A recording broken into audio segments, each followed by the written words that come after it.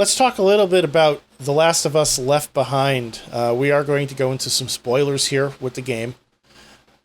We neglected to discuss this game, or this part of the DLC rather, last week, and that was an oversight on our part. I think we both wanted to, just kind of, it slipped my mind. Yeah, it absolutely slipped mine too. So, so I kind of like hammered this into you, like, Will, play the DLC, play the DLC, play the fucking DLC. And you're like, yeah, man, I finished the game last night. I'm like, great, we'll talk about the game when you finish the fucking DLC. And then we didn't talk about it. So let's talk about it. What'd you think? Loved it. Absolutely loved it. Such a perfect way to kind of close that gap in the story of where, Joel gets impaled and, you kind of come back and you're playing as Ellie, and ironically you're hunting rabbits and deer. Yeah.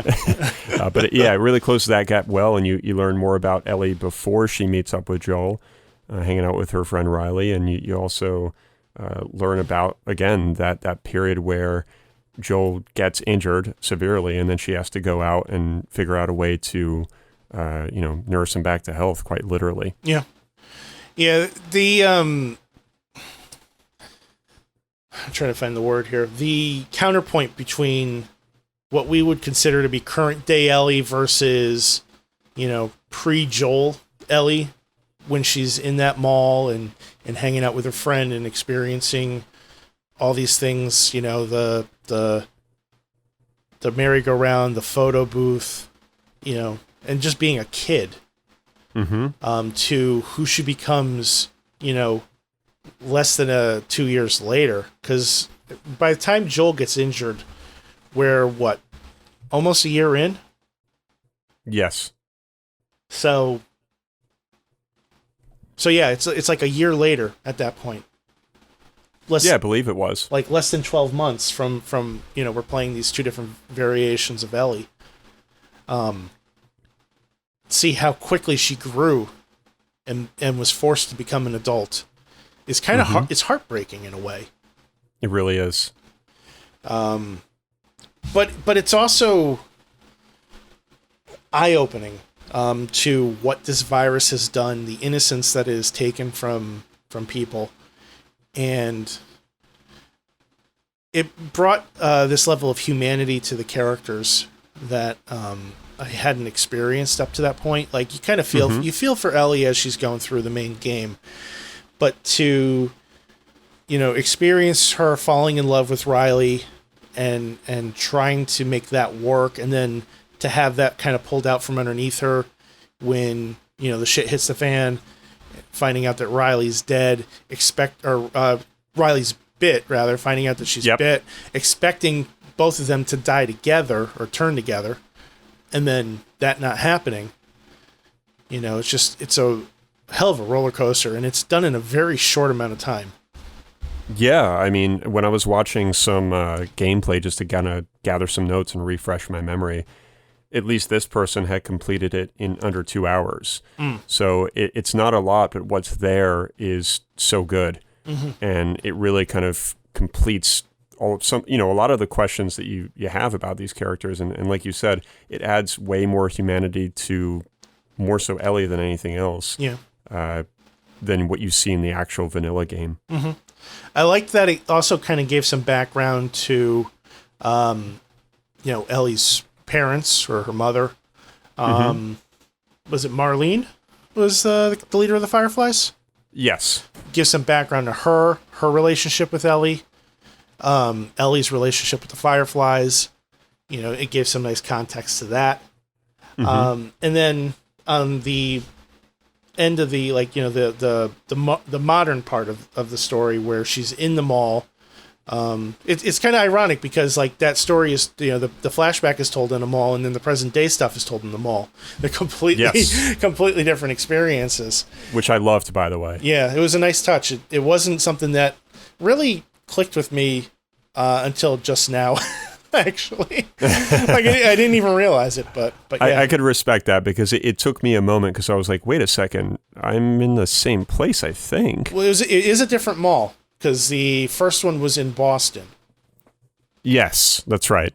So, But you start, kind of questioning your judgment a little bit. You're like, is this the same place or is it a different mall? And you kind of piece it together, but they're so different because one is covered in snow, and of course the other one isn't. So, but yeah, what you said about the context, or this provides a lot of context rather. I love how it provides it with a constant dialogue between the two of them. As they're exploring this mall together, they're just talking to each other. And they're joking around. They're throwing bricks at cars, which, by the way, I love that sequence because you just you have fun. And the whole time that I was doing things like that, like trying on the Halloween masks in the Halloween store, throwing the bricks at the cards, at the cars rather, I was still kind of freaked out that something was going to happen. I don't know if you had that same feeling, but I was like, I feel like this is a little too good to be true. Like our fun's going to be cut short pretty quickly, either by clickers that are going to just come out of nowhere or something else is going to happen. I mean, it was always in the back of my mind that it's just a matter of time before it happens. But it was always a challenge to try to figure out when. And those downbeats in both the DLC and the main game have been amongst some of my absolutely most favorite moments in any video game. Agreed. For example, like when Ellie is telling the jokes from the pun book, and she's just going and you can I don't know how many times you went through it, but you can exhaust the book. I don't think I exhausted it. I would have known if I did. I did. Because I'm sure you did. Because at some point she's like, I don't remember the exact language, but at some point she's like, well, that's it. There's no more. or she says I'm going to put this away now. And it was between 20 and 30 puns. Well, that's just it. That's what makes this game so special is there's so much commentary and dialogue that sometimes you don't expect what they're going to say, but sometimes you expect what they're going to say, and it's exactly what you wanted them to say, if that makes any sense at all. It's hard to describe. I feel like I've only experienced that in games like God of War and Naughty Dog kind of games like Uncharted. There's certain little dialogue cues that just work out the way that you would expect them to, and that's a good thing. It's not a bad thing. It's good expectations, basically, with what they're going to say. And I felt like a lot of that happened with, just the exploration of trying on the masks and pretending that you're going to be some sickly vampire or you've got the other stupid one on. You're playing with the little magic 8-ball and I think it was like a skull, actually. Yep. Just kind of exploring that area. It was cool because I thought that I had to leave at one point because I had exhausted everything that was in there. And every time I thought that, there was something else to kind of touch or play with. Yeah, I mean, the dialogue in the game overall, I think, is incredibly natural sounding and natural feeling. Yes.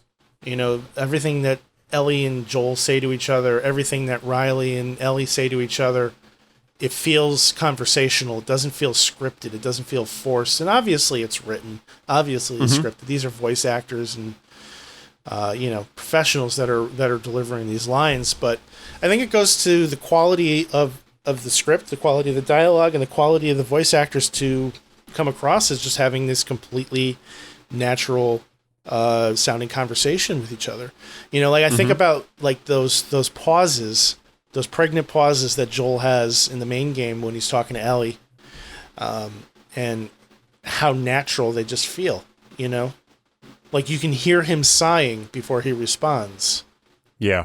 And that's what makes Troy so good. Yeah. And I think we got more of that, in this expansion as well too.